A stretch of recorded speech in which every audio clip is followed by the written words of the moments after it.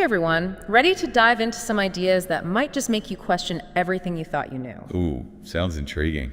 I'm ready. Today we're taking a deep dive into Chapter 5. Okay. A deep dive into another chapter of conspiracy theories or spoiler alerts. Catchy title? Right, it's by L. Robinson, I've heard of it. and this chapter is called Mind Games, Media, Education, and Mass Persuasion. Okay, so, how we're all being brainwashed. Kind of, but it's more subtle than that. It's about how media, education, even entertainment can be used to shape not just opinions, Right. but whole societies. I mean, I can see that. Think about all the stuff we're exposed to every day. Exactly. And Robinson starts with the media. His take on selective reporting It's is like selective reporting. really eye-opening. Like, it made me think twice about the news I consume. Well, think about it. There's so much happening in the world. Right. You can't possibly cover everything. So someone's making choices Well, for sure. about what to focus on. And that's where agenda setting theory comes in. Agenda setting. It basically suggests that the media might not tell you what to think, Okay. but they definitely influence what you think about. So they're setting the agenda for the national conversation, like highlighting certain issues and making them seem more urgent. Exactly. It's about shaping public priorities. Let's say climate change is constantly in the headlines. Right. People are going to naturally think it's the most pressing issue. Even if there are other problems that are just as important. Right. But they're not getting the same attention. Okay, I see what you mean. It's like they're creating this hierarchy of importance just by choosing what to cover. But haven't media outlets always done that? To some extent, sure, but things are different now. How so? We've got the 24/7 news cycle. Oh, yeah. Social media is constantly buzzing. It's a lot. It's information overload. And it's harder than ever to filter out the noise. And think critically. Exactly. So it's not just what they're choosing, Right. but the sheer volume and intensity of the coverage, too. Exactly. And that brings us to another tactic, sensationalism. Yeah. If it bleeds, it leads. Oh, I hate that. But it's so true. It's like we're drawn to those dramatic headlines. It's our nature. Yeah. But think about the psychological effect. Well, it makes me anxious. Exactly. When we're constantly bombarded with negative news, Yeah. it creates this climate of anxiety. Fear. And that can make people more willing to accept solutions, even if they're not good solutions. they limit personal freedom. Whoa, so we're being manipulated to give up our freedom. It's subtle but powerful. Informing the public is important. Of course. But a constant focus on fear can really warp our perception of risk. Makes you think, right? Like, how much of my worldview is shaped by fear? And how much of that fear is deliberately manufactured. It's important to be aware of these tactics. It sounds like media literacy is more important than ever. Couldn't agree more. And it's not just the news we need to be critical of. What else? Robinson argues that even education, Education, really? yeah, it's essential, of course. Of course. But it can also be a tool for shaping our worldviews in ways we don't even realize. Okay, how so? I always thought education was pretty objective, just facts and figures. Well, consider standardized curricula. I mean, standards can be good. Right. But having centralized control over what's taught, well, that can limit exposure to diverse viewpoints. So it's not so much about specific facts being wrong, Right. but more about the overall narrative. Exactly. Like, if everyone's learning the same limited version of history, Oh, interesting. how does that affect the society's ability to think critically? You're making me rethink my whole education. Robinson even brings up this idea of history being written by the victors. Oh yeah, that's a classic. It highlights how history is often told from a particular perspective. Like the winners. Exactly. Yeah. And that can lead to a skewed understanding of events Especially when it comes to marginalized groups. or alternative interpretations. It's like we're only getting part of the story. Exactly. It's like you're putting together a puzzle with only half the pieces. That's such a good analogy. It reminds me of this history class I took. Oh, yeah? We learned about this historical figure. Years later, I did some research on my own, and I discovered this whole other side to the story Wow. that was completely left out of the textbooks. It happens all the time. And that's why it's so important to be aware of this potential for bias, Yeah. even in places like education. It's like we need to become detectives, always questioning and digging deeper. Exactly. And speaking of influence, we can't forget about entertainment. Entertainment.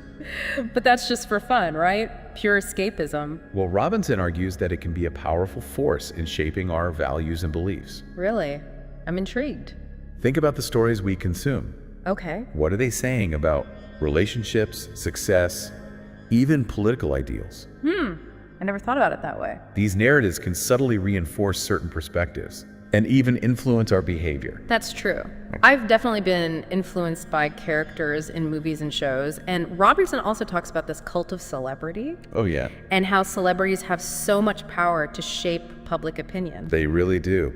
They often represent ideals that we're encouraged to emulate. So like fashion trends, political stances, Even lifestyle choices, they're like walking billboards. in a way, yeah. But is that always a bad thing? I mean, some celebrities use their platform for good causes, right? Absolutely. Plenty of them advocate for important things. Social justice, environmental issues. But the key is to be aware of that influence, to recognize that even the most well-intentioned endorsements Yeah. can be part of a larger strategy. So it's about asking ourselves, do I really support this cause, or am I just following the lead of someone I admire? Exactly. And speaking of subtle influence, Robinson also touches on something pretty controversial. Oh. Subliminal messaging. Ooh, subliminal messaging. Is that real? I've always been fascinated by that idea. Well, it does exist, Okay. but its effectiveness is often overblown. So it's not like those crazy claims about hidden messages flashing on screens. Not really. But it does raise this interesting idea What's that? that we can be influenced on a level below our conscious awareness. That's kind of creepy. It is. It just reminds us to be critical, Yeah. even of seemingly harmless entertainment. So it's not about being paranoid, but just more aware. Exactly. Our minds are constantly processing information. Right. And not all of that processing is conscious. Makes you realize how important media literacy really is. It's crucial. It's about analyzing those subtle messages and understanding their potential impact. Wow, this is a lot to think about. I'm already feeling more aware of all the subtle forces at play in the media I consume. It's just the beginning. There's so much more to explore in mind games. Well, we've only just scratched the surface of this deep dive. There's so much more to uncover in Mind Games, Media, Education, and Mass Persuasion by L. Robinson. Join us for part 2 as we continue to uncover how our minds are shaped by the world around us.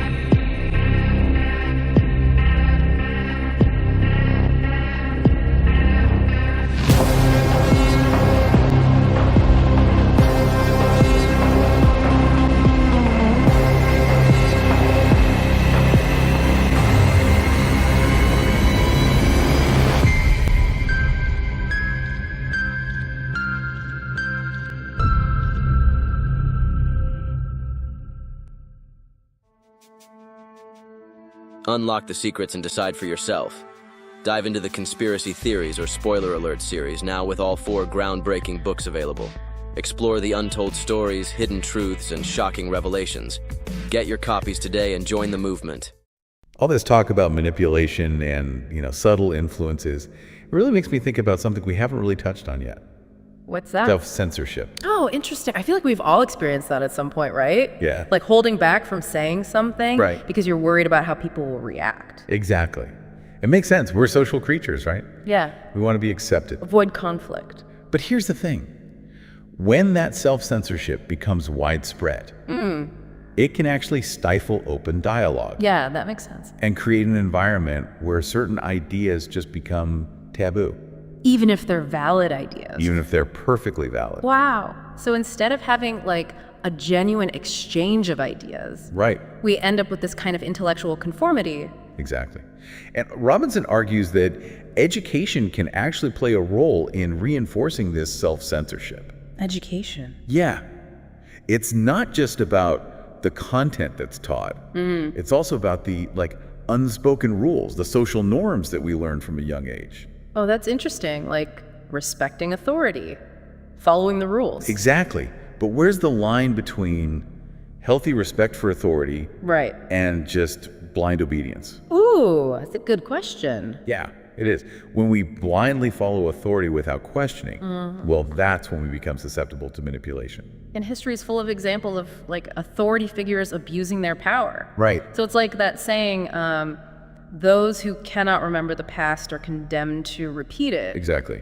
If we don't learn to question, think critically about the information we're given, well, we're just going to keep falling for the same tricks Over and over. over and over again. Yeah, That's why critical thinking is so crucial. It sounds exhausting though. What do you mean? Like constantly having to question everything, analyze everything. Well, it doesn't have to be exhausting. It starts with recognizing that we have a choice. Okay. We don't have to passively consume everything that's thrown at us. So we can be more intentional. Exactly. Be more intentional about the information you choose to engage with. So like being more selective with our media diet. Yes. Unsubscribe from those sources that are constantly feeding you negativity. Oh, that's hard. I'm kind of addicted to the drama. I know, it's tempting. But look for sources that you actually trust. Sources that are known for being accurate and fair. And ones that offer like diverse perspectives, right? Exactly. It's like building a team of trusted advisors. I like that analogy. But what about those times when we're exposed to information that, challenges our existing beliefs? Oh, that's a good one. How do we approach those situations with a critical eye? That's where the real work comes in. Oh, great. It's about being willing to, step outside your comfort zone. Ooh, I don't know about that. Engage with viewpoints that are different from your own, even if they make you feel uncomfortable Uncomfortable. or defensive. I can see how that would be challenging. It's so much easier to just stay in our little bubbles. Or echo chambers. Yeah, echo chambers, where everyone just agrees with each other. But you're right, those are dangerous. They reinforce our biases. They make it harder to see things from different perspectives. It's like living in a world where everyone's wearing the same color glasses. You might not even realize that other colors exist. Exactly. So we need to break free from those echo chambers. Yes. Seek out diverse perspectives. Even if they challenge our assumptions. Even if they challenge your assumptions. Be open to the possibility that you might be wrong. That's humbling. That your perspective might be limited. And that there's always more to learn. So it's not just about acquiring more information, it's about changing how we think about the information we already have. Exactly. Developing that critical mindset. The habit of questioning, analyzing, evaluating from multiple angles. It sounds like a lot of work. It is, but there are some practical things you can do Oh, good. to cultivate that critical mindset. One simple technique is to ask yourself a series of questions when you encounter new information. Okay, I like that. So turning those passive moments of consuming information into more active moments. Exactly. Of engagement. What kind of questions should we be asking? Well, start with the basics. Who created this information?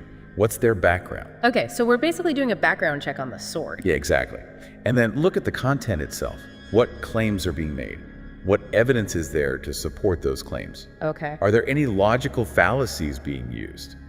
Or emotional appeal? Oh, right, logical fallacies, those sneaky little tricks of reasoning. We talked about those in the last episode. And they're everywhere. Yeah. So it's important to be able to recognize them and ask yourself, is this argument logically sound? Or is it just trying to manipulate me? It's like we need a mental toolkit to dismantle those bad arguments. Exactly. And the more you practice using that toolkit, the better you'll get at spotting manipulation. Yeah. Another helpful technique is to look for different perspectives on the same issue. Okay, so break free from the echo chamber, get outside those comfortable bubbles. Exactly. Diversify your media diet. I like that in media diet. So don't just rely on one or two news sources. Right. Explore different outlets, websites, podcasts, things that offer a variety of perspectives. So be more adventurous with our information consumption. Exactly. Try new things. You might be surprised at what you find. I can see the value in that. It's like expanding our understanding of the world, recognizing that there isn't always a single right answer. But all this talk about critical thinking and media literacy, it makes me think about education, Yes. What role does education play in all of this? How can we prepare young people for this crazy information landscape? That's such a good question. I think we really need to rethink how we approach education in the digital age. It's not enough to just teach facts and figures anymore. No. What else should we be teaching? We need to teach young people how to think, Give them the critical thinking skills and the media literacy they need to navigate this world. So it's not about teaching them what to think, Right. but how to think. Exactly. We need to move away from that rote memorization, Yeah. that passive learning, Right. and move towards a more active, inquiry-based approach. Encourage students to ask questions. Encourage them to challenge assumptions, to think for themselves. Yes, it's about fostering that culture of curiosity in the classroom, where students feel safe to express their opinions, debate ideas, and, even make mistakes. Without fear of judgment. Exactly. We need to empower them to be active learners, not just passive recipients of information. Because they're the ones who will inherit this world. Exactly. And they need to be equipped to navigate it. Wow, that's a powerful thought. It makes me realize that it's not just about formal education either. Right. It's about having that mindset of lifelong learning, of constantly seeking out new knowledge, new perspectives. Absolutely. Learning should be a lifelong journey. The more we embrace that, the more resilient we become to manipulation. And the more empowered we are to actually create positive change. Exactly. This has been such a thought-provoking conversation. We've talked about the challenges of critical thinking and media literacy, the dangers of echo chambers, blind obedience, the importance of embracing diverse perspectives. It's a lot. But our journey through mind games isn't over yet.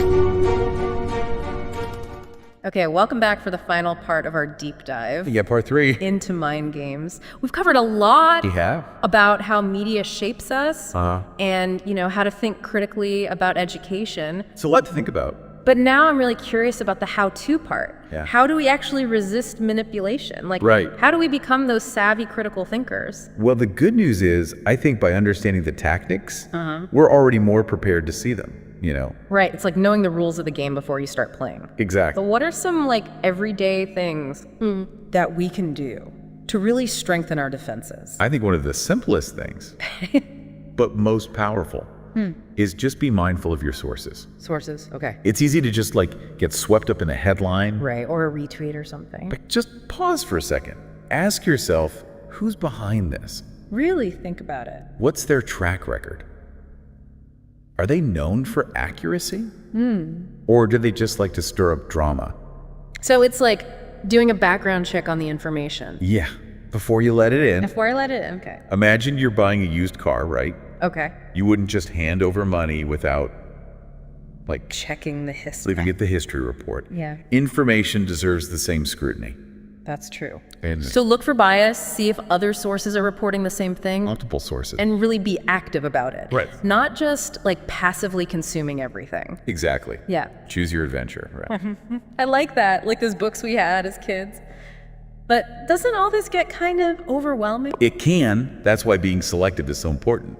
Selective. We don't have to read every article, Curate your newsfeed. I like that word, curate. Choose quality over quantity. Maybe spend less time in those echo chambers. Oh, the echo chambers, so hard to break out of. But it's good to challenge yourself with views that you don't necessarily agree with. Right, even if it's uncomfortable. It's not about changing your mind. Yeah. It's about, expanding it, Expanding it, okay. naming it bigger. And that usually means some discomfort. Yeah, a little friction. But even with the best sources, stuff can still slip through. Right. And that's where fact-checking comes in, Exactly. which is so important, but Honestly, sometimes it feels like a whole other job. It can feel like a lot. So any tips? Well, I think the first thing is just cultivate a healthy skepticism. Skepticism, okay. Don't just believe everything you read, Especially if it's like juicy gossip. or if it, plays on your emotions or confirms what you already believe. So my gut reaction can actually be a clue It can be a signal. that maybe I need to look a little deeper. That's right. And we've got so many tools now to help us. Yeah, there are websites and Fact-checking websites, organizations. it's like having a research team on your side. Exactly. That's a good way to look at it. But even with fact-checking, Yeah. sometimes things are presented in a way that's just misleading, even if it's technically true. Ooh, tricky. Yeah, and that's where being aware of your own biases is important. Oh, the biases. That's something Robinson talks about a lot. Yeah. We all have them, right? Those little mental shortcuts. We all do. Yeah. They're shaped by our upbringing, our experiences. But they can really lead us down the wrong path. It can distort how we see the world. So how do we become aware of them? If it's unconscious, that's tough. It's like trying to see your own shadow. Right.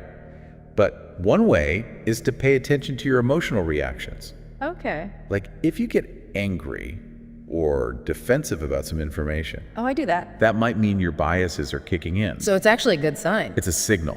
Yeah. Use that emotion as a cue to ask yourself, why am I reacting this way? That's good advice. Is it really the information itself, or is there something else going on? So create that space Yes. to reflect. To think about it. But even when we catch our biases, Uh-huh. it feels like unlearning them is almost impossible. It's definitely hard. Like straightening a crooked tree. Yeah, good analogy. Yeah. But I think it's less about erasing biases Right. and more about balancing them. Balancing, okay. Make an effort to seek out information that challenges your views. Even if it's like nails on chalkboard. Exactly. Talk to people with different experiences. Yeah. Consider their perspectives. It's about getting that wider view. Yeah. Widen the lens. And realizing that my view is just one tiny piece. Exactly. Did this giant puzzle. And this all ties back to what I think is the most empowering thing about critical thinking. It's not just about defense. What do you mean? It's about creation too. So it's not just about keeping bad information out, Yeah. but using these skills to build something new. Exactly. Critical thinking fuels curiosity, problem solving, Ooh, that's good. innovation. It's the engine behind all progress. I love that. So it's like a superpower It is. that we can all develop. Exactly. And it's not about your IQ Right. or your education level. It's a skill you build through practice. So like every time I question something or try to see a different side, Every time you admit you don't know something, that's a workout for my brain. it's a mental workout. So it's like physical fitness. Yeah. The more I use it, the stronger it gets. The more resilient you become. It's a lifelong journey. But even small steps make a difference, So for our listeners who might be feeling a little overwhelmed right now, understandably. where do we tell them to start? I think just start with curiosity. Pick a topic you're passionate about, Okay. but maybe haven't really examined deeply. And then use what we've talked about. Check the sources, Look for bias. different views. Make it an investigation. See where it leads you. Like we're all becoming detectives. Information detectives. I like it. But I'm also thinking about people who aren't naturally like skeptical or who might feel kind of intimidated by all of this. Oh, for sure. What would you say to them?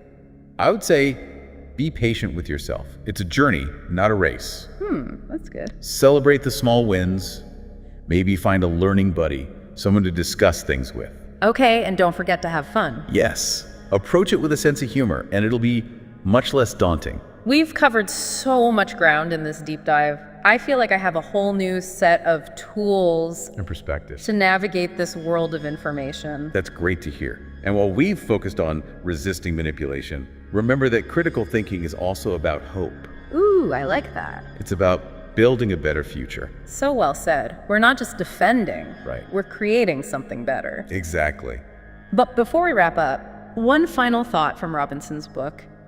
He asks, what role do celebrities play in promoting values? That's a good one. It's something for everyone listening to think about. Who are your heroes? And what do they represent? Examining that, I think, can tell you a lot about yourself. It can. Thank you for joining us for this deep dive into mind games. It's been fun. We hope you've learned some new things And new ways to think. and that you'll continue on your own journey of critical thinking. Until next time, stay curious. Hey there, fellow seekers of truth and wisdom. Did you know that the Church of Real Talk has a digital store on PayHip? It's where you can find an array of insightful ebooks, empowering guides, and inspiring resources to nourish your mind and spirit. Every purchase you make helps support our mission to spread love, understanding, and positivity.